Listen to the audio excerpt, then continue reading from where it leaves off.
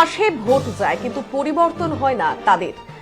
ফলে তারা সমস্যার মধ্যে রয়েছেন। প্রাথমিক যে দরকারগুলো, পানীয় জল, রাস্তাঘাট, বিদ্যুৎ গ্রামে নেই। স্কুল থাকলেও নিয়মিত আসেন না শিক্ষক, ফলে পিছিয়ে রয়েছে গঙ্গার একটি দ্বীপ গদাইচর। স্বাধীন ভারতের ৭৫ বছর পরও মালদার মানিকচক ব্লকের হিরানন্দপুর গ্রাম পঞ্চায়েতের গদাইচর আজও অপরিবর্তিত। এদিন এই গ্রামে গঙ্গা পেরিয়ে প্রথম প্রচারে আসেন বিজেপির দক্ষিণ মালদার প্রার্থী স্বরূপা মিত্র চৌধুরী।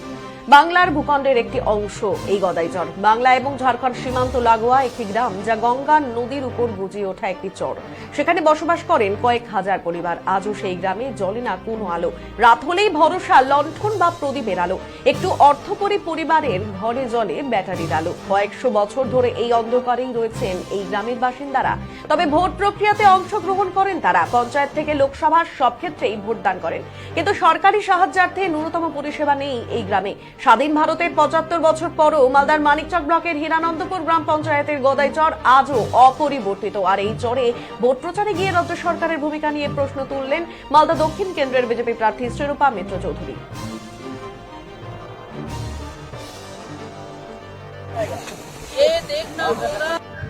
এটা সারা পশ্চিমবঙ্গ তথা মালদা জেলার অবস্থা।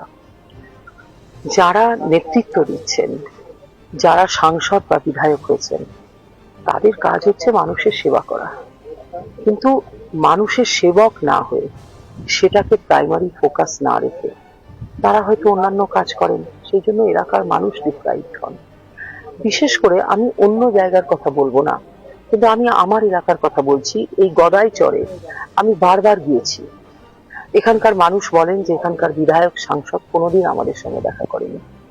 মানে ওনারা এত অবহেলিত।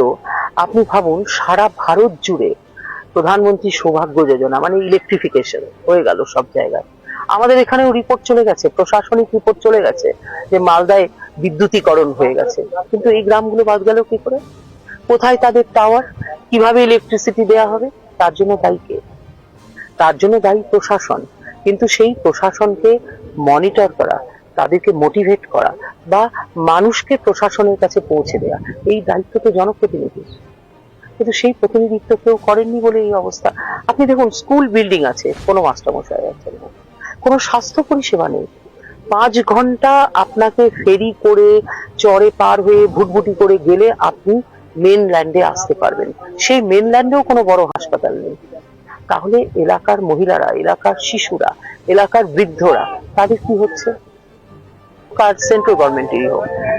এখানে গদাইয়ে আমরা প্রায় 40 বছর ধরে বসবাস করি এই দিয়ারের মধ্যে।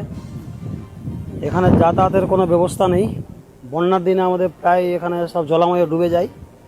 আমাদের হ্যাঁ সর্বত্র আছে কি?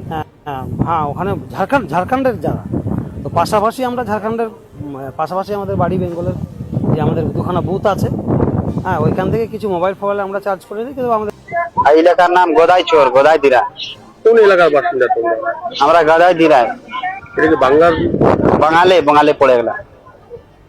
এই গ্রামে কি কি অসুবিধা রয়েছে, কি কি সমস্যা রয়েছে? এই গ্রামে লাইন, বিজলির সুবিধা 1 নম্বর আছে, শিক্ষার, পড়ালেখার, আর রোডের লাইনে এখানে মিললে সুবিধা আছে। তো আলো কি আছে ঘরে? আলো নাই, বিজলি নাই স্যার। তাহলে রাতের বেলা কিভাবে থাকো? আর দীপক জ্বালায়, সোলার वाला লাইট জ্বালায়।